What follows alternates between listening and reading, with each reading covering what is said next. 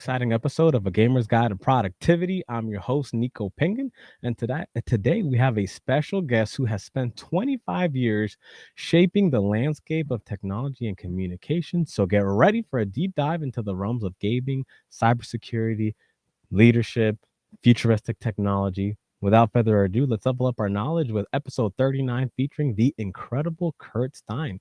Thank you so much for being here today, Kurt. Thanks for having me, Nico. It's going to be fun. Oh, it's going to be fun. And with the first question, I did want to ask, what got you into digital transformation? And before you answer that, what is digital transformation? Sure. Look, it's one of those terms like gaming. I mean, what's gaming, right? I mean, Yeah, there's so many answers to that, right? If somebody said, "Oh, just playing games online," I mean, that's not it. I mean, there's so much more to that, right? right. So, digital transformation overall it's not taking something that's from an analog area, which was like, rotary phones, dialing phones, and making it digital. It's more of changing processes, how you go to market, how you interact with your customers, how you interact with your employees, how your business deals with the digital world. That's literally what digital transformation is. So it's not taking an Excel spreadsheet and putting something, automated into a system. It is the entire process of changing how people approach business, how people approach how they do business, how they work with productivity tools, and how they digitize that and how they work it into their overall business structure. So a great great example of digital Mm-hmm. transformation would be Uber. Mm, You used to raise your hand in New York City, well, you still do, right, raise your hand for a taxi, right? You didn't know what a taxi was. You didn't know if anybody was in there. The key to finding a taxi in New York City is the numbers right in the middle have to be lit up. If the right, ones all across are lit up, the taxi's being used. If they're or it's off duty. If it's off, that means somebody in there. But the little numbers in the middle, not the ones at the end, if they're on, that means the taxi's empty. So you raise your hand, you get the taxi. That's the way you do things now. Uber completely digitally transformed the entire taxi industry. They put things into an app. They ooh, let people know where things were. They let people know when their car was getting there. They let you know the price. They let you see where you were going. You got somebody's car. You can report when something you didn't like something in the car. You didn't like the way the driver behaved. Um, I mean, you always had something there, and then they continue to digitally transform now with Uber Eats. And I'll give you an example. I was in Dallas last year with my wife. I mm-hmm. got sick, and I didn't want to leave a conference. It was a really important conference, but I was flying in the plane, and it's only happened to me one time in my life. My ear was clogged. It felt my ear was going to explode on Oh, the dang. descent. So I didn't want to leave the conference, and somebody said to me, "Hey, why don't you just use Uber's delivery service? You can get the medicine from the pharmacy delivered to you." Mm-hmm. Now, Mm-hmm. look, I mean, I'm 51 years old. I've been in technology for a long period of time, but every nobody knows everything, right? That's one thing Right, that you learn in life. Everybody's right. continually learning, no matter what age you are. So the pharmacy was going to be a half an hour drive. I'd have to go into an Uber, go in there, get the medicine, come all the way back. I would have missed an hour and a half of a pretty important conference. And I was like, oh, Uber delivery. Guy came to me. He had it to me in like within a half an hour, dropped it off and gone. That's digital transformation. You took a process that was done one way. You, Right. you use digital technologies. You transformed how people work with that company, how they interact with it. So that is a great example of digital transformation. And so what you do is you come into a business and you review how you can essentially provide a mindset shift for whoever's running that organization to show them how they can essentially radicalize their current business to be digitally transformed. That's correct, because it's more than just technology. You can put in place technology anywhere, but it's insights. It is Mm, what are your customers asking you for? And we can go into it based on your audience of 16 and 24. They have a lot of insights of what they want when it comes mhm, to who they do business with, especially as they keep getting older. So there's one part of digital transformation. It's called shared customer insights. That is I at MIT, the courses on that, they talk about that. That's where a company forms a group of different people within their different parts of the business, HR, legal, operations, etc. and they go out to their customer base and they ask them for insights as to what they want to see from that company. What would they like to see? If they could have had a perfect world, what would they want from them? What would be this experience they would want from them, the product, the delivery, whatever the case may be. And from those shared customer insights, you get feedback into the business, which will allow the business to innovate and how they can change their business. So an example would be, you have a business, I'm sure Uber did it. They said, we want something better than what there is now. And the insights will allow them to build it. So if you're walking into any business today, let's just take, based on your set, somebody wants to buy clothes. I mean, Amazon's digitally transformed. They got it where you can get something delivered to you the same day or the next day based on customer needs. They've built their site where it's pushing out to you, the end user, what your preferences are based on what you've wanted. I mean, they've gotten that from the feedback from their customers as well. Customers said, this is what I'm looking for. This is what I want. And they shape their product and experience around that. So we'd come into a business and we'd set that up in terms of, what are your customers looking for?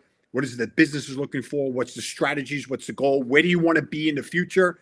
Where are your customers today? Where your customers want to be tomorrow?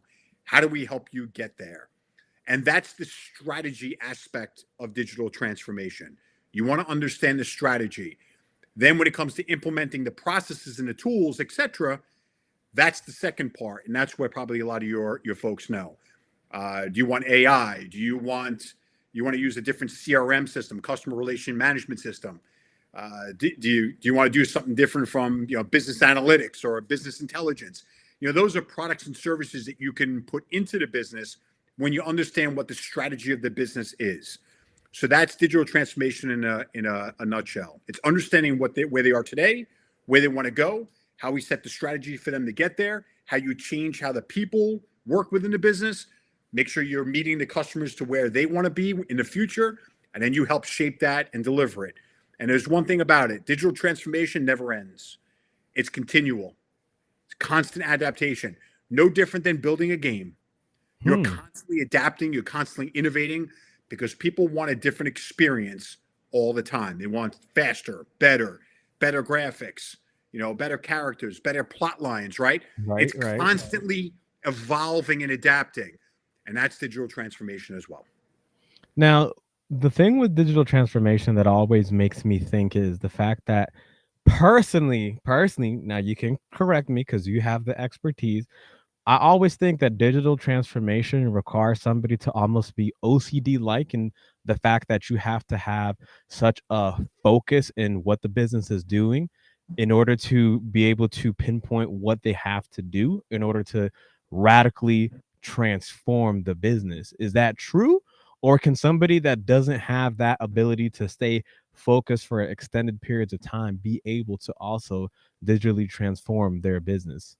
You're right in many senses. You're not going to digitally transform a company within a week, right? But everything I mentioned, right? There's the hardest part of change is people. People don't like change, right? Like most of your audience probably loves it, right? When it comes to the video game change, right? The experience change, that's great. But if you said the process and way things work within their household is going to change tomorrow, they would not be happy about that, because they've done things a certain way. They've started playing games at a certain time. The parents did certain things at a certain time.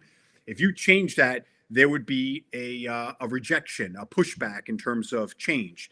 So in a company, people, how the workforce works every day, change is the biggest impact to digitally transforming.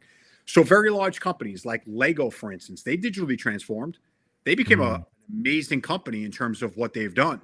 In the past, it was just Lego blocks. Now, I mean, you walk into Lego stores in the mall, it is fascinating what they've done and how they've digitally transformed. They had to completely change the way they did business. They used to have every country doing something different, manufacturing different products within different companies.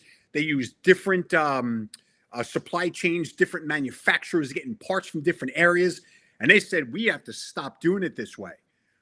So that did not happen overnight. It took years and years for them to do it. So supply chain became collapsed in terms of how they did it. They used certain manufacturing facilities in certain areas. They had contracts with certain vendors within certain areas, providing things to them.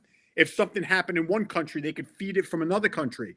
If they were making Lego blocks that were no longer needed, they found that out and got rid of it and cut costs out of the business. So they radically transformed their business, but it took years to do so. And they're continually doing it going forward. So you can do it in the business. It's not going to happen overnight. When you say radical, some people take that as a negative, right? That, oh, you're radically changing business. You are changing it. Right. The CEO is the one of strategy. They think of them like almost like horses, right? They have goggles on. They can't look at, what the rest of the world is doing. They have to have some idea of what's happening. Right. But then they have to be focused on what is the strategy and goals of the company? What do their customers want? Where are they going in the future? And they have to rally the entire company around, this is where we're going. This is the end goal.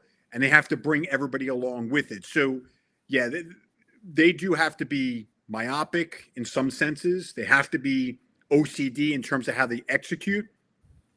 They have to have the right team supporting them. And they have to make sure they have the right strategies and in terms of what they're doing. They have to plan it well. Otherwise, if you do the wrong thing, that you've just spent millions of dollars and tried changing your business over 6 months to a year, it can cost you, your customer base, and that would not be beneficial. So would you say that digital transformation is more geared towards like mid-sized businesses looking to scale, or would even a small-time solopreneur also be ideal for digital transformation? Yeah, it's ideal for anybody. So, okay. So let's take, for instance, right? So with your audience, right, in terms of what they want, and this might be a good time for it. I am very interested and very focused on what the next generation is thinking, what they want, and where they're going, right? So again, I'm 51. I have my youngest. You don't look 51. Thank you. My youngest is 6 years old. My oldest is almost 19. Right. And I have 5 kids. So it goes 6, 11, 14, 15, and 18. So I'm in the Roblox, area. Yeah. I'm in, like right, my nephew. Fortnite. They're playing Fortnite. Yes. So I bring that up for the following reason. It's fascinating what you can learn from younger generation. And it's fascinating what the younger generation can learn from us. Right. So I'm generation, I think Z or X or something like that, right? I always forget. I knew about it last week. I forgot about it now. So there's always a new one. Yeah. So where I'm going with this is the following. Right now, there's an expectation of your audience of what they want from the companies and businesses that they interact with. Correct. And I'm sure I could say that what they want is that. Give it to me like that. Make it easy. Make it quick. Know what I'm looking for. Understand what I'm looking for. Have my answers for me quickly. Because if you don't, I'm going somewhere else. Right. I mean, I think they sum it up. Now, I'm sure there's much more layers to that. But that's pretty much that's the gist. What they say. Yes. They say it's the instant gratification, generation. But yes, look, I want instant gratification. If a business is not providing something to me from my cell phone that can get me what I want immediately, I'm going somewhere else. And I'm technology savvy. So their generation, they expect it. So because of that, you have to understand where the next generation you're going to hire, where the next generation from a spend perspective is going to be. And you have to be able to meet them there as a business. So you have to be thinking, great, I'm serving baby boomers. I'm serving the older generation. I'm serving my generation. I'm serving the millennials, their generation. They're spending a lot. And now you have Generation X, whatever that is, that's up and coming. And they're pushing really hard that if you're not going to provide me a digital experience, if you're not going to make my job easy by giving me the tools that I'm looking for, if you're not going to provide me with things that I believe are future technology savvy, the things that are going to help me get there and be extremely interesting to me, One, I'm not going to buy from you, and two, I'm not going to come work for you. Right. So now you go back to who should be digitally transforming. It's everybody. It is there's a huge what's happening right now is the baby boomers that have owning businesses. So many of them are starting to retire. So there's a lot of M&A, mergers and acquisitions guys that are out there buying their businesses. The ones that aren't giving it down to their children, they're buying their businesses. They are digitally transforming those businesses by putting in tools that people will be able to work with, whether it be online booking, online reservations, online service, online ordering, whatever it may be. They are technologically savvy, making those business savvy, building up the assets, and then probably going to sell them. And they're doing that because that generation right there, Generation X and the millennials, are expecting that. So if you own a car repair shop, you better have something that has an easy interface for you to get responses quickly. It should be able to tell you that your car it's gone through diagnostics. Here's what we believe it is. You should have something saying, here's the status of what's happening. This is how quickly it's going to be fixed. You should have something where you can almost do an Uber and somebody comes and picks you up and gets you there and get your car. This is what your generation is going to expect. Pretty much, yeah. Businesses. So I don't care if you have a cleaners. I don't care if you have a car repair shop. I don't care if you have a boba tea shop that everybody loves to go to. I don't care what the business is. If you're not thinking about digitally transforming to meet your customer base where they are, what's going to happen is somebody else will, and you'll slowly watch your business disappear. I'll give you an example. I won't mention what it is, but there's a pizza parlor that I love. I love pizza. So when I go to certain areas I move into, I'm always trying to find that one pizza place. Right. Felt that. So what they did on Mondays and Tuesdays is they did a special, $10 pies. A plain pie, $10, maybe $12 for a pepperoni because put extra stuff on there. Cash only when you come in on Mondays and Tuesdays. And the question is, why are they doing that? They're doing that because they don't have a lot of business on Mondays and Tuesdays. Come Thursday, Friday, and Saturday, it's a 2-hour wait. But in Mondays and Tuesdays, they don't have a lot. So they're doing a special. And there's a young guy as a young kid at the counter, and he's 18, 19, something like that. And I was talking to him, I said, I was looking at on Uber Eats, and you guys aren't on Uber Eats. And his response was, watch my face. I know. He doesn't want to do it. I'm like, what do you mean he doesn't want to do it? He said it costs too much for him. So the amount he charges for a pie versus the amount that Uber Eats is going to take from him, he didn't think there was a benefit to his business doing it. He thought it was too much of a loss to his business doing it. Yep. And then here's this thing. He goes, but I got to tell you, when me and my friends are hanging out, all we do is order from Uber Eats. And everybody else is as well. So he has his own service. I'm sure people use it, but more and more people pick up their phone and do DoorDash, Grubhub, Uber Eats. They get to sit on their couch. They get to punch the information into your order, press order, and you can see where the person is, how long before they're there, and they'll pay the extra money to have it delivered, and they don't care. So there's an example. Pizza parlor, not digitally transforming. So the question is, what's going to happen? It's going to die out.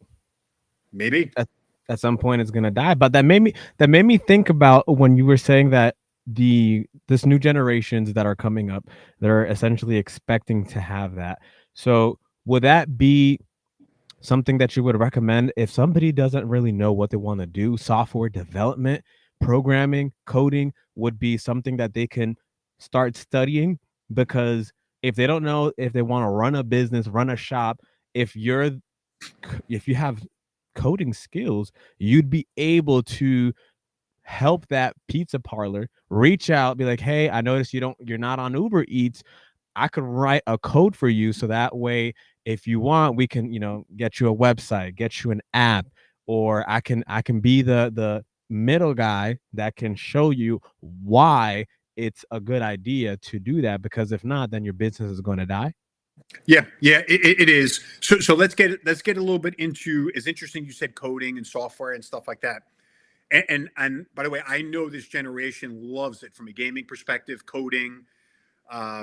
Like I know everybody's talking about Farcaster now and how you can utilize that, to put on your website and drive revenue too. So there's a lot of talk. I'm on LinkedIn, and you'd be amazed at the technology conversations that take place on LinkedIn if you're plugged into certain groups. Mm-hmm. So from a coding perspective, so I'm very big into AI as well. My company does a lot of AI strategy and implementations. With AI, the changes in 2024 alone compared to 2023 is insane. Hmm. The amount of innovation that's taken place in this last 2 months alone is mind-boggling. Right. And I bring that up because we've been saying for years to kids to learn coding. For Mm-hmm. years, we've been saying that. And now it is don't learn coding because generative AI is going to do it for you. Hmm. It's going to do it faster. It's going to do it better. And it's just going to be quicker. So is it 100% yet? No, but people are working with generative AI and they are writing code every single day. And it's done in seconds. And then they go in and Yes. look. So I, I don't want to tell people not to learn coding. I don't Mm-hmm. think it's bad to learn it, understand it, so you can then Mm. see is it wrong? Is it being coded wrong? Because you talk about hallucinations, you talk about information, garbage in, garbage out. If you don't put the right stuff in, or if you're getting the wrong information out, how do you see that? So kind of beyond it is coding is going to be done by generative AI, etc. But what you just said is very interesting. That's the person that's innovative. That's the person that is thinking through a problem and saying, hey, Mr. Company, Mr. Customer, or Mr. Business, I understand you have a problem here. Let me help you get to where you need to go because Mm-hmm. I have the vision of where I am in this space. And I know you could do things differently. The Right. question is, what makes sense to you?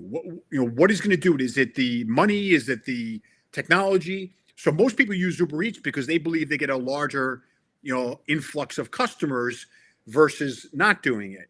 And Mm-hmm. then other companies believe that we lose our entire email list. We don't know who the customer is because Uber owns it now. Right.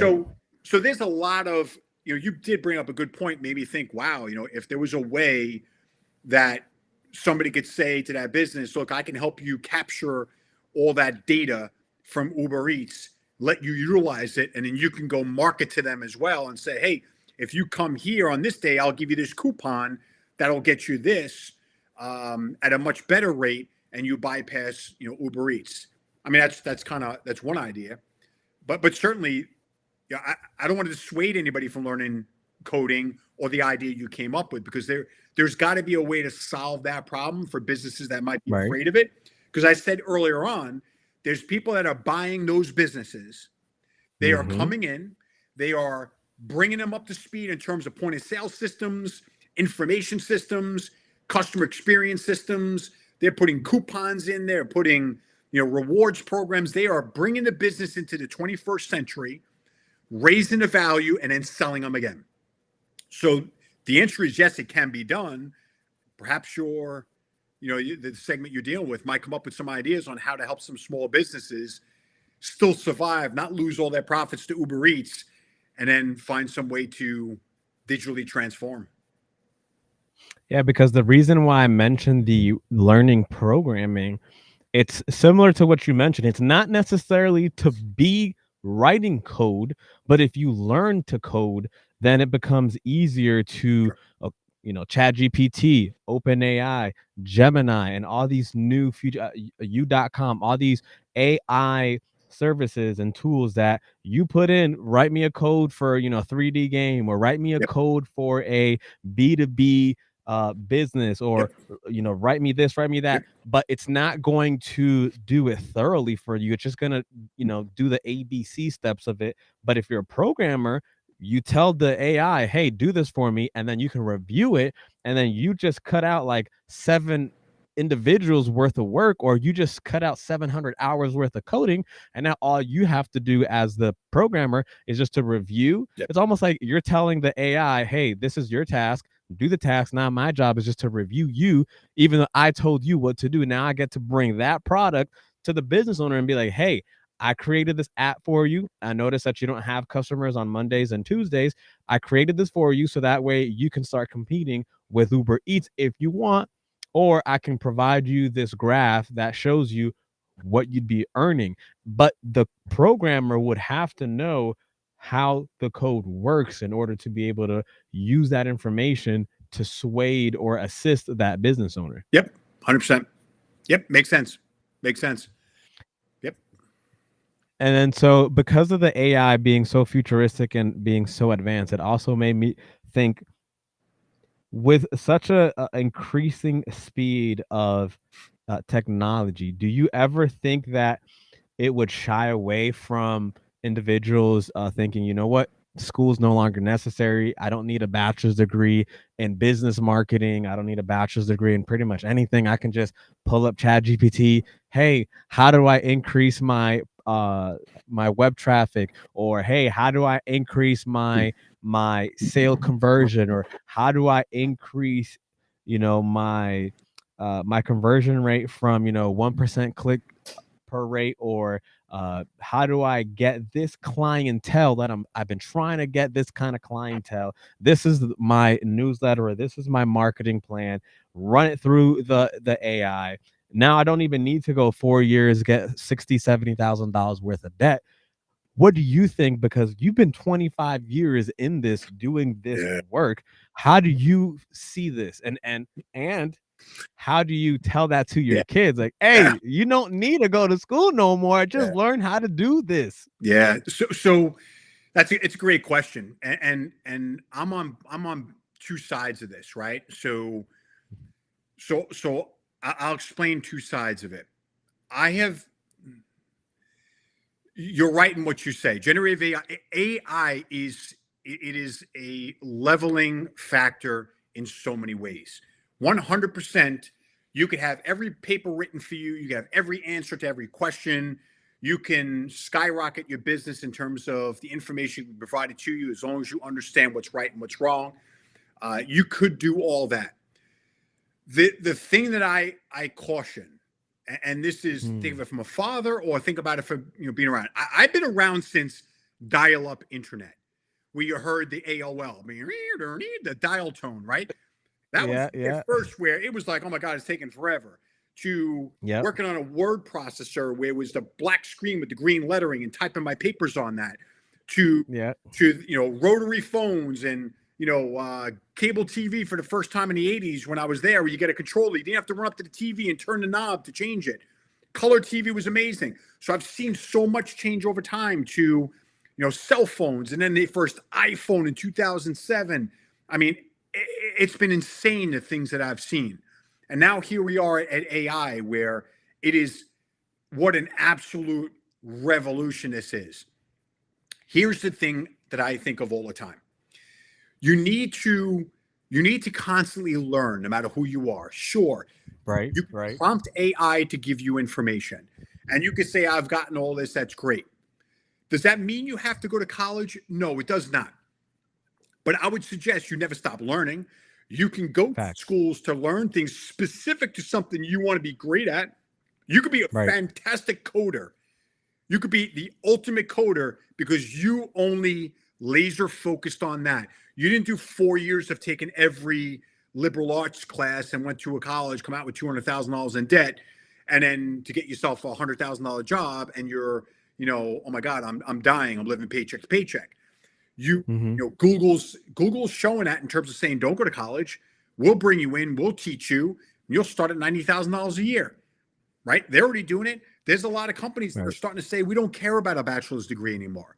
There are a lot of companies that are starting to say that. I would just say that I am a proponent of personal improvement at all times, whether that be reading, school, learning, whether that be getting a mentorship from somebody, is to constantly keep learning. You never want to stay in one place, and to just become great by learning through AI. I think you become then a slave to AI. And I think, right. So let me give you this example. I'm sure everybody in your audience is either driving a car with a backup camera on it, or is going to learn on a car with a backup camera on it. Yeah, I did not learn how to drive a car with a backup camera on it. So same. yes, I had to do this, right? Yeah, I still do it automatically. Okay. So I had to do that. I used my mirrors and stuff, right? But I didn't learn on that. So, and I also learned to drive automatic and manual, stick shift. So I learned both. I Mm, valet parked when I was younger. I said, I better learn, manual because I'm sure cars are going to come in that way. So I taught myself manual. right. A lot of people don't, not everybody's out there learning manual. You get a Tesla. I don't think Teslas are manual. It's all automatic, right? So Mhm, it's going to become a dying art with people learning stick shift. So I bring mhm. it up because my wife is a millennial. So when she grew up in New York City, she did not have to learn to drive in New York City. So if any of your gamers are from New York City, you understand it's Right. cheaper to get a cab every day. So you're not driving drunk and you're getting to where you want to go. And it's cheaper than paying for a car, for car insurance, for parking, especially in New York City. Car insurance is off the charts, Yeah, right? So if you yeah. can, why not just Uber everywhere? So she didn't learn to drive until she was 26 years old. Mm, So guess what she learned to drive on? A rear view camera. mhm. So my father bought a car from 2007, and he didn't have the backup camera on that. And Right. he gave it to me. It's like we use it for the train station and stuff to just go and drop it off. And she had to drive it one day. She's like, I absolutely hate this car. Why? Because she has to do this, right? I mean, she has to look all around the place to. Right, right. There's no beep beep beep beep like you're about to hit something. There's no sonar all over the place. So Mm-mm. that's the analogy I give you. If everything you learn is on AI and you learn how to prompt AI, which by the way is going to be a talent, prompt engineering. You don't have to be Yes. technical. People with English majors and things of that nature will be very good at it. Technical people, Mhm. you don't have to be. But if everything you learn is from AI and how to use AI, when are you ever going to form the synapses in your brain to be innovative, to be creative, to think through things, to create things, to have that human connection, to have that spark, that gut feeling, the things that you learn over time because of all the information you're putting inside your brain. All AI is doing is taking information from all over the world and the input that it's getting, and it's giving Right. you an output of something. So can you do it? Do I think it's beneficial for people to learn using AI, etc.? Yes. Do I think that kids can learn to write a paper or improve thoughts as they have things or write an email, like using Microsoft Copilot, which is going to be available to everybody that's AI infused within all their tools? Absolutely. Mhm. But please, please, please do not lose that human connection, that human thought process, human innovation, that spark of gut feeling, of intuition, things like that. And that comes with experience, that comes with constant learning, that comes with forming synapses in your brain by playing chess, by playing sports, by playing video gaming, by going to school and becoming very laser focused on a topic and learning from the best of the best. And I think that if you do that and you become very good at I don't think you have to get a bachelor's degree or a master's Mm. degree or a PhD unless the field that you're choosing is going to force you to do that. Right. So I Okay. played both sides to it, right, Nico? It's No, you did because it's a very tough line because as a business owner, as a parent, as a mentor, as an individual, you see where technology is heading because you were there when it was obsolete, and you've been watching individuals essentially get addicted to a television screen and now to a small yep, device. You're watching and you're understanding, these individuals are, now your attention span is like 5 seconds with the rise of like TikTok, Instagram Reels, YouTube Shorts. yep, There was a study that was done years ago that the technology has decreased the younger generation's attention span every single year, and it keeps ramping up. And with teachers giving the same kind of projects, like write a 5-page essay, now you can just go, hey, Google Gemini, hey, Microsoft Copilot, hey, Chat GPT, yep. I need to have this 5-page essay on George Washington and why he's the first president. boom, done. Now I get to go and step into the metaverse. And now I get to spend the 5, 6 hours that I was Yep. going to be researching, that I was going to be writing, that I was going to be reviewing, then I was going to be editing. And then what I used to do was send it to a peer. Hey, can you review it? Can you give me your notes on it? And now done, Yep. cinch. Now it's time to step into the Oculus Rift. Now it's time to be into this metaverse. So Yep. it is a tightrope. And I did want to rope in the metaverse because now that's another place that is starting to be a hot place to be, not just for individuals to take time off, but because now it's starting also to be a digital area where people can actually have business meetings, business conversations, things can get done. And for a company that does discuss digital transformation, how do you feel about the metaverse and what the metaverse is going to represent in the next coming years? Yeah. So look, I think it's got a lot of business use case potential there, and it's being done and being utilized by some of the larger companies. And look, I see around, we call it metaverse, spatial reality.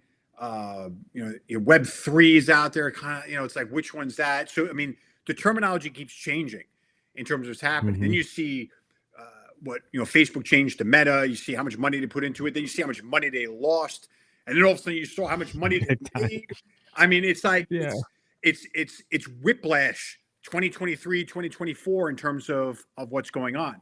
So from a use case perspective, metaverse, right now, what the things I'm seeing is companies that are having, even meetings there, especially was during COVID and stuff, right? But people have become much more used to Zoom world and metaverse world because of that. You have companies like Walmart doing training for new employees using the metaverse. We could build the entire Wow. they could build the entire store in terms of the metaverse. Bring them right into it and train them on how you deal with customers, how you look for products, how you open things up, right? What you're supposed to do, and put them in there from a training perspective. I see that happening.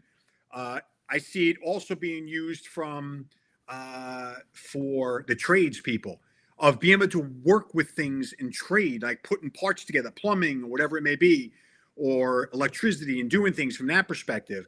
Of course, you have to do the actual physical hands-on.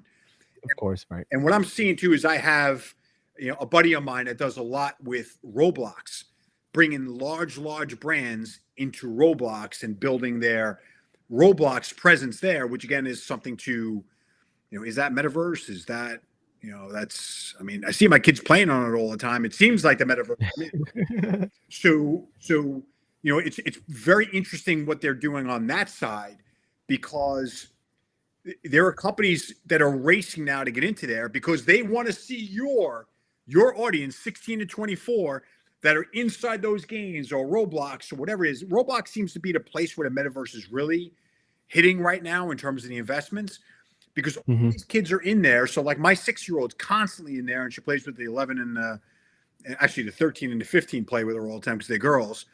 And they're seeing things in there. Now it's going to be, you're going to have them dressing things with outfits of Louis Vuitton or Tommy Yeah. Hilfiger or stuff like that.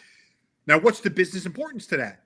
Your kid now at 6 years old has now identified with Tommy Hilfiger or Louis Vuitton or Nike, Yeah. right? With Nike World or whatever the heck they're, Yes. Nike, Yes. yeah. I saw that. And all they're doing is now they're going to say, hey, can I buy shit on Nike? I can now buy it through there. And I can buy Yeah. skins and all that stuff. And I'm sure that at some point in time, they're going to give them some tokenization where they can go into the Nike store and get something else as well. For instance, there's a bank in India, and it's pretty slick.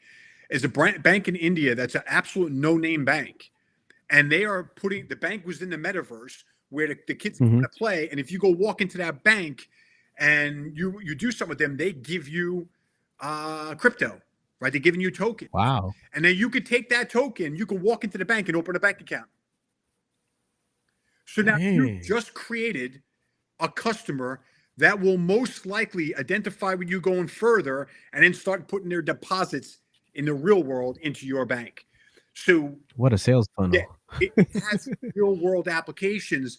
I mean, I see things saying that they're doing it right now. They're doing so much right now. And then you hear people saying 5 years it's going to be done. And nobody has a crystal ball, right? But you see it Right. happening all around you, and things are moving so rapidly. And your audience, again, we keep going back to your demographics. I'm pretty sure they're going to expect more and more of that. And especially now you're looking at Oculus, you brought up. Now you're looking at the Apple Vision Pro glasses, which are pretty ubiquitous. Yes. Did you see the fact that like, I saw a individual pull up an actual live brain, like it had just pulled it up and you could start seeing zoomed in and starting to take a look at the brain. And I was thinking, wow, surgeons were operating Yeah. without this. Yeah. Mechanics were fixing cars without this. People were building without this. And now with this new technology, it's a merge of the metaverse plus reality, real time with real time application, real use right now. And now take AI and add that in there. It's completely revolutionary, changing. I mean, I grew up with Terminator, right? I grew up, that was the most absolutely amazing movie we ever saw, and scary with Skynet. And what you look at now is you say, is that something that's possible in terms of what could happen? Listen to Elon Musk and all of them. And, Yeah. I listened to Elon Musk on Joe Rogan recently where he's like, yeah, I signed on to the letter. I didn't really expect it really to go anywhere, but look, I think we have to focus on other things, and that's why you started Grok, is to make it more human, more moralistic, because the biggest concern is who's programming, who's putting things in there. Like he brought up ChatGPT, ask it to write a great essay on Donald Trump, and the answer was it didn't give it to you. Ask it to write a great essay on Joe Biden, and it wrote it for you. So if you want to live in a world where you're given all the information and you're allowed to make decisions, then it has to be within that tool. It can't be biased because of the people that are programming it. So now you take things like doctors, and this is the thing you need to think of. You and I, us human beings, we are the great AI. Remember right. I said to you earlier on, not everybody knows everything.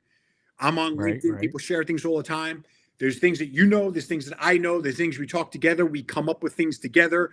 I'll spark your mind, you'll spark my mind, and we'll come up with something completely different than we ever started out with, going, wow, we learned something. That is the human AI mind, or intelligence itself, where we learn something, I could teach you, you can then learn it, you may perfect it, you may take it to a different level, right? Think of now AI, Oculus or Vision Pro and Metaverse, etc. when it comes to doctors. Today, when a doctor learns something, when you choose a doctor, if you're getting surgery, you want to make sure that doctor has the most experience in that particular field, has done so many surgeries, if that's what it is, that they are the ultimate expert. And then that doctor gets paid an absolute fortune for that because they're very, very focused. And what they do is they help a very small subset of people, because not everybody in the world can come to them. There's only one person, right? So then what they do, they didn't go out to doctor conferences. They stand up there and they start explaining the things they do, and they try to teach others what they're doing. But those other people may not always be as good as them, from maybe a factor of reasons. Maybe they have a certain touch. Maybe they think a certain way. Maybe they think, they can vision things a certain way. Or maybe they have the ability to see a brain a certain way, right? AI has the capability to, when it learns something, to instantaneously propagate that to every AI around the world. So if one AI was doing a surgery on a human brain using robots and doing things and cutting something away, and learned that if you do this, this happens, and if you do it differently, then the outcome could be perfect, it would then update that information to every system around the world instantaneously. Everybody now has the most amazing care ever around the world. So look, that's the future. That's what's going to be the future. And I see there's still going to be doctors that are going to monitor it. No different than in a factory, robots making cars. There's still people there. Right. All the people aren't gone. Amazon still has people in their facilities, but like 90% of the facility is run by robots, right? So there's people still watching over that. But that is the great AI, where that information, the metaverse, you can have now a doctor probably anywhere in the world that could do a surgery or assist or jump in and see what's happening there.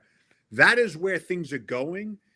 That is where probably eventually it will be. No different than Star Trek, where you can shit, Star Trek. You'd sit there, and, Yeah. they bring something up, look at a whole human body like this, and go, "This is where it is." The robot comes over, does the laser, and then the person's fine. I mean, that's what the future is going to become.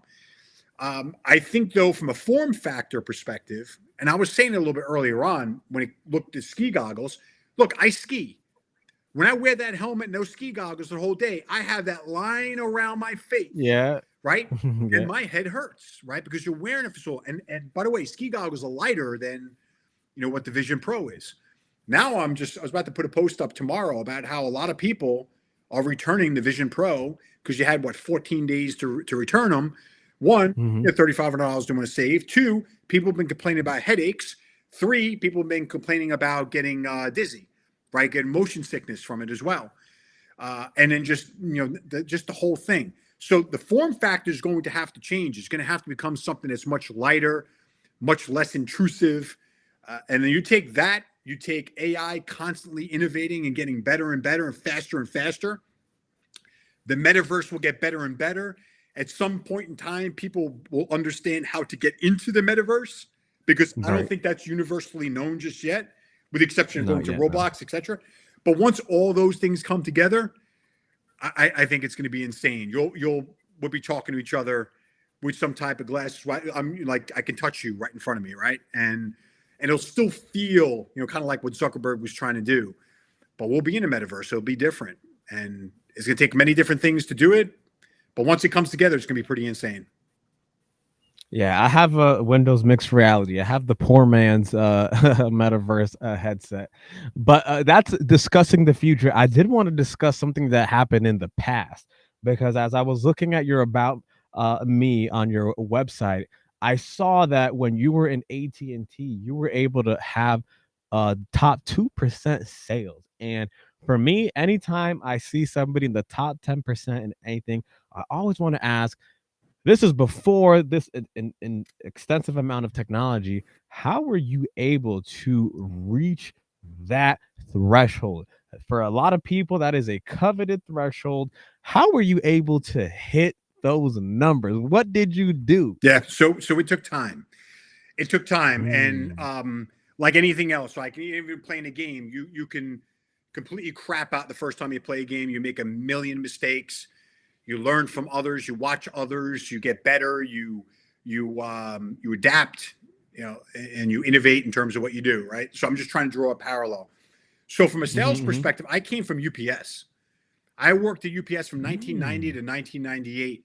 The only thing I knew about AT&T is that it cost $2 to $3 a minute to call a girlfriend I was dating up in Rochester, New York from Long Island. And it was an absolute fortune. I was getting phone bills for $100 a month. My dad would freak out. What the heck? It's going $200 a month. Like that's unheard of now, right? Everything's free. Right. You call and sell Yeah. free. That wasn't what it was in 1990 up in the it cost an absolute fortune.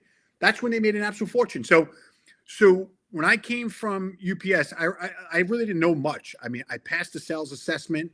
I got into AT&T because somebody, they coached me in terms of you get a use case, you read the use case, and you have to find what the solution is and be able to explain the solution to the buyer and how that's going to get them the outcome they're looking for.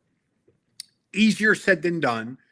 I did it. Maybe I Mhm, had a talent in doing it, but I did it. And over the years, I had to perfect it. I made tons of mistakes. I learned. I read. It goes back to what it is. I read every single day. I'm reading about AI every day. I read about digital mhm. transformation every day. I'm reading about what your next generation, the 16 to 24, is doing. I'm asking my kids what's going on, what they're looking at, what they like. Why do you like Snapchat? What's so fun about that? What do you find interesting? What's next? Oh. I didn't know what Discord was until my 16-year-old told me about it. Frankly, I didn't know what it was. Right? I still Right, right. find it's Discord is really, it's very difficult to follow the whole platform. So it'll be interesting to see how long that lasts, if it gets replaced or has to do something different. But I love the decentralization aspect of it, right? That is Mhm. cool, and I think that's what 16 to 24 is really going to love, blockchain, etc. So how I learned was the following. I think this became my key to sales. What I learned was some pretty simple things. Don't lie. Right. Okay. I mean, anybody sits there and tells you that you have to be a liar and to sell something to somebody, it's bullshit. You have to believe Hmm. in what your product is. If you're trying to sell Right. something you think is the worst thing in the world, man, I don't know how you do it. But if you hate what you're selling, just vote with your feet, walk out, go do something different, because you're not going to feel Hmm. good on the inside. I mean, if you sold somebody, that's great, but you got to feel good about what it is that you're offering. So the products and services Right. from AT&T were world class. So right, so I'm learning that. The second thing was uncovering what the client's problem was. What were they looking for? What was the solution they needed? And then I had to fit our solution to their Hmm. problem. And then my success came from, it was a VP of IT. He was Italian, very, very, it's a very, very large company now. It's Fortune 500 company. Back then, they weren't just yet. And he called me up and said, in a heavy accent, "Hey, Kurt, I want you to get me a 1.5 meg circuit, 1.5 meg circuit, right? A T1." And it was, "What's the price and how long is it going to take you to deliver it?" So this is 1998, 99. Man, I just said, "Here's the price. It's like $1,500 and it's going to take 60 to 90 days to get it in." And that's the time frame. And it got installed within 60 to 90 days. And the price was exactly what I said it was going to be. People get billing problems and stuff. And that Hmm. began my career, because then he invited me in and said, "Great, I want you to look at my entire network."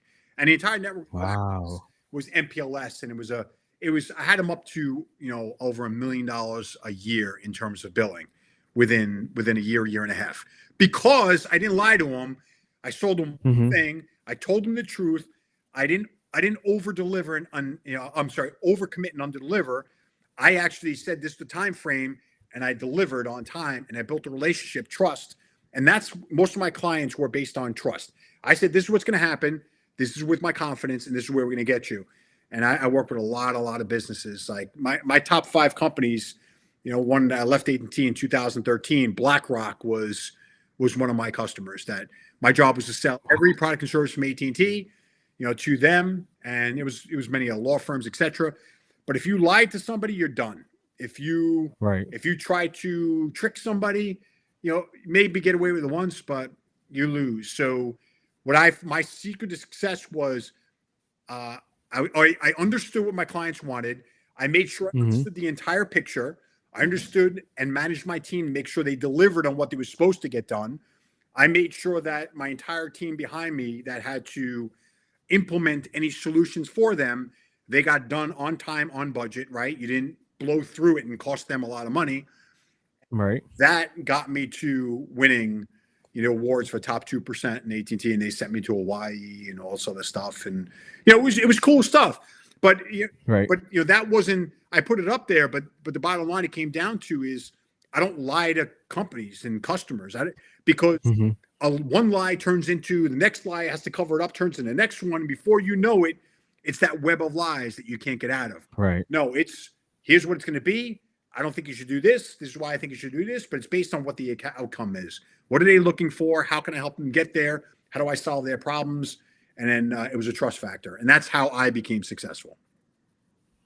Wow, that's so cool. You just have so much knowledge. We're up against the clock here. I have a few more questions. One, w- what do you think, or how do you feel about the importance of mentorship when you were coming up? Oh yeah. And two, how do you feel about now that you're on the other side where you have 25 years of experience? How do you decide who to mentor? So Okay. how do you feel about when you were coming up and you were the mentee, and how do you decide now who you get to mentor? Yeah. No, so, I mean, you made a great point about how much I know, but I made a lot of mistakes along the way. A lot of mistakes. I learned a lot, and one thing was, I'm a voracious reader on things that are of interest to me, and things that are important to me. I Mm. read and study every single thing I possibly can, so that I am a force to be reckoned with in terms of that field. That doesn't mean I know everything, Okay. right? There's other people that have to know everything, but I'm going to read everything about it. So I did not have a mentor when I was younger. I mean, I guess Oh, it wow. wasn't a specific mentor assigned to me, but I asked a ton of questions. But I would say to Mm. your audience, 100%, you need to approach somebody who you believe is where you want to be, ask them how they got there, and ask them if they will be your mentor. And majority of the time, they're going to say yes, because everybody loves talking about themselves. Everybody wants to help somebody else, and people, That's what my mentor said. right? Yep. And people want to help those who help themselves, right? Even though Mm. that's a Catholic thing, God helps those who help themselves. I'm sure it's in every Mhm. religion, but people do want to help those who help themselves. If you're not helping Right. yourself, people are not going to help you. If you're always crying victim and everything goes bad, nobody's going to help you. So 100% Right. get a mentor. It's going to, those mistakes I made, I wouldn't have made Mhm. so many of them if I would have had a mentor earlier on. I would have made different decisions. So Right. now I have tons of mentors. I mean, if you look at my website, I mean, how many people I've met. I mean, I just interviewed Tommy Hilfiger back in November. I put it up on LinkedIn. I met Jeremy Piven. Did an interview with him. Elizabeth Hurley, like I grew up, thinking that she was absolutely stunning, right? And I met her. She's in her 60s now, right? And she's still a beautiful woman, but she has plenty of knowledge. I met Wayne Gretzky back in November too. What an Yeesh. amazing person, right? And there's tons of other people I met, and my mentors are very high level, 9-figure worth individuals that have been where I was in order to help me get there. And I will continue to ask the questions and spend the money because they will help me get to where I want to be without making all the mistakes. So there's a saying, and I believe in this one: ego is the enemy. You Mm. you can have an ego about things, which is it could be like confidence, your confidence and ability to do things. But if ego Mhm. drives you, if you think you're the greatest at everything and nobody's better than you and you can figure it all out, you don't need anybody, you're gonna have a tough life. Things are gonna be Yeah. tough for you. Ego is the enemy. You have to have the ability to say, I know the things I know, I'm great at the things I'm great at, but there's things I don't know. And I want to go find the people who are going to help me to know that. And that will put you on a trajectory of being humble. You'll have the grittiness of surviving in life. It'll get you to where you want to go much faster. And you don't have to be that person that says, I got so much ego, I'm going to learn the hard way. Because, man, it's not fun learning the hard way. It is not fun. You don't want to get punched in the face Mm-mm. in life. It doesn't feel good, Mm-mm. right? Mm-mm. Let somebody else tell you, hey, don't do that. You're about to get punched in the face, right?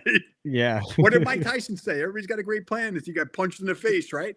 Yeah. So, and there's another saying, man makes plans and God laughs at him. So, these are the things you learn in life. So, absolutely, I believe in mentorship. The key is finding the right mentor. You get the wrong one, they're going to take your money. They're going to tell you to do the wrong things. It's going to be an absolute disaster. So the question is, where do you find them? If you're in gaming, go look at gaming. Go look in LinkedIn. Go see who's talking about what in gaming. It's free. Follow them. See what they like. Reach out to them. Say, I'd love to have a conversation with you. Hey, can we have a cup of coffee if they're in your neighborhood? Or let's have a virtual coffee. Go talk to people. Go find out the things that you don't know. Go tell them the things that you're doing, where you want to go, and you'll be amazed at who's going to help you get there. Now with that second part was, how do you decide who you'd mentor? Um, so I'm not. It's interesting.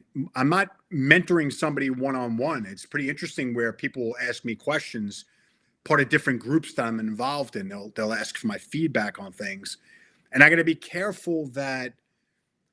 See, there's a fine line between wanting to be helpful and sharing some information, and then somebody thinking you're a jerk because who do you think you are? Why are Mm. you telling me, this stuff and that stuff? So Mhm. I got to be, I got to be careful in terms of I'll share some information with some people, and if they want to ask me more, great.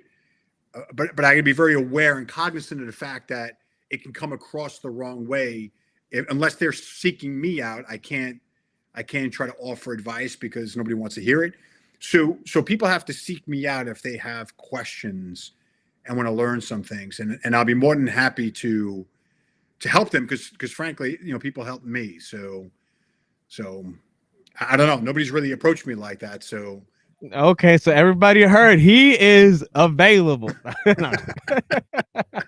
Okay, we're down to the last two questions.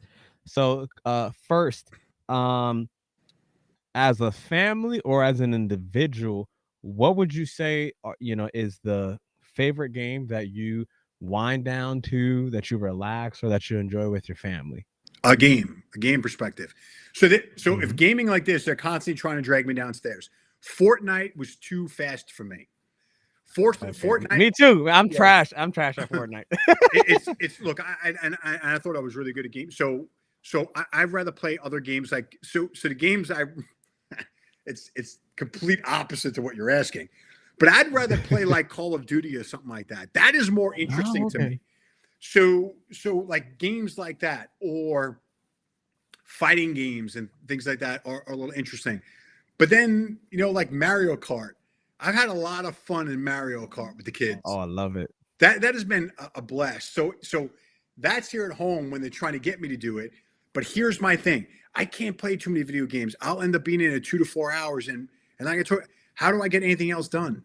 How do I get anything done for Mhm. business? How do I cook dinner for the family? It's in my life would be gone if all I was doing is gaming. So I got to be careful of that from a timing perspective. But those are the things I actually enjoy from gaming. That's actually leading right up to my last question for you. Because you're a busy man, because you have a family, because you're involved in a lot of things, how do you balance your time? How do you balance it effectively? But most importantly, how do you balance it productively? Yeah, so I think everybody would be lying if they said they had it all figured out.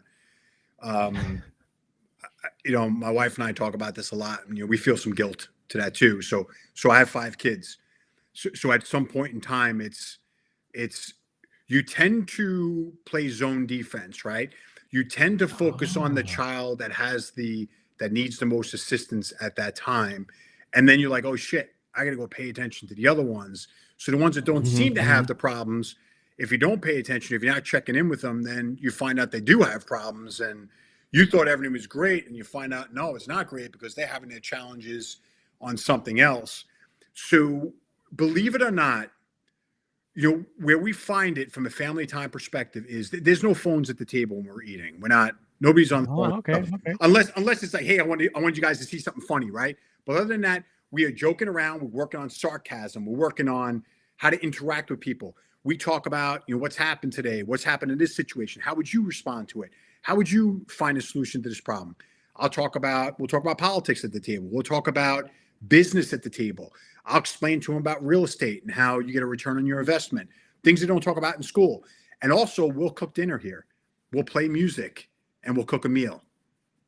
And we're laughing, and sometimes they're dancing, but people are laughing. We're having some fun. We're spending time together doing something that has to be done.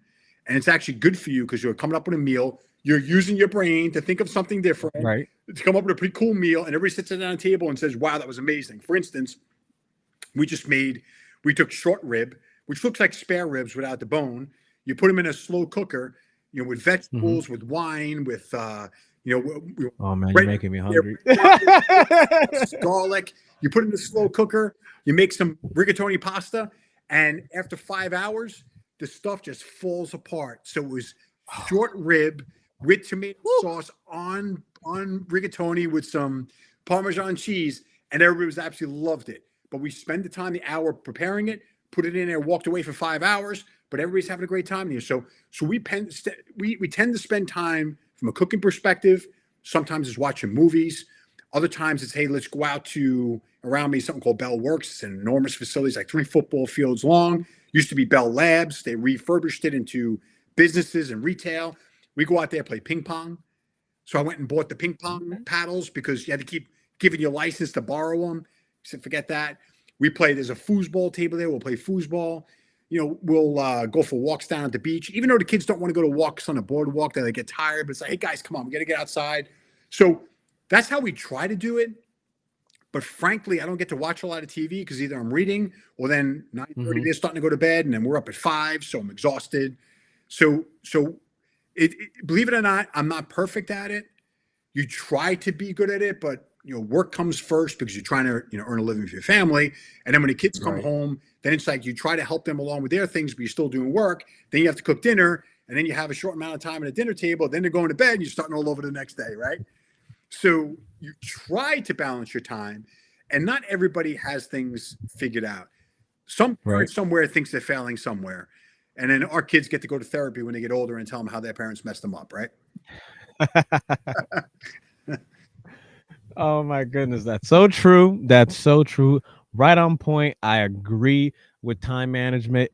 You get better over time, almost like what you were describing in terms of sale. You don't know everything at the beginning. You learn, you make a mistake, you realize, oh snap, maybe I shouldn't have done this. Maybe I'll try doing it this other way. And you keep trying, keep trying. Or as of me right now, I'm using calendar to try to schedule out so I make sure that I'm handling the things that I have to handle. And before I hit my outro, I did want to give you an opportunity to promote anything that you did want to promote in case you did want to discuss anything that the audience should want to go and visit. Sure, sure. So visit my website, DCT Strategy. So there is, we do a lot from an AI perspective. I mean, that's the digital transformation of today's day and age. I mean, that's what they want. So from that perspective, you can learn a lot in terms of how we approach things. You can even follow me on LinkedIn. It's Kurt R. Stein. That's how you find me on LinkedIn. So LinkedIn has a whole long thing, but if you type in my name, you can easily find me. And I put a lot of content up there. I follow a lot of people, and I'm sharing a lot of information from that as well. I encourage everybody to learn about AI, learn how to program, understand what generative AI can do, and what else other new AI can do, because you're the next generation. You are the next generation that is going to be fueling what happens. I say all the time, this is the worst artificial intelligence that is ever going to be used in our lives. So true. What we're using now is going to be laughing at, like we just laughed about AOL and dial-up internet back in '98, or And expensive minutes. yes, yeah. So it's just going to get even more and more impressive. But more and more, I would caution everybody to keep that in real life connection with humans. Make sure you're talking to people, hanging out with your friends, joking around, because that's the piece that can get lost in technology, especially if you think about metaverse and stuff like that. That gut feeling, that intuition, those things are things that will separate us from the machines. Oh, certainly. I agree 100% because as gamers that listen, sometimes we play too much. We forget to go outside. We forget that humans exist. We're not just locked into whatever specific game. And I wholehearted, I just agree 100%. I got to bring you back on. We were supposed to only be like a little bit, but it's so fun just talking about technology, talking about business. And so that's a wrap for today's episodes of A Gamer's Guide to Productivity. A massive shout out to Kurt for bringing so much knowledge, so much wisdom. Uh, Again, check out his website, follow him on LinkedIn if you are somebody that want to be productive, if you understand that AI has some sort of touch in the future. We all know it does, but in case you don't agree, you can still follow and see that information. So for sharing valuable insights in regards to tech leadership, thank you, thank you, thank you. If you enjoyed today's episode, please make sure to like, comment, subscribe.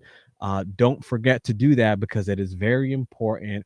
Until next time, stay productive, stay gaming, and keep leveling up. This is Nico Pingan. Have a good night. Bye bye.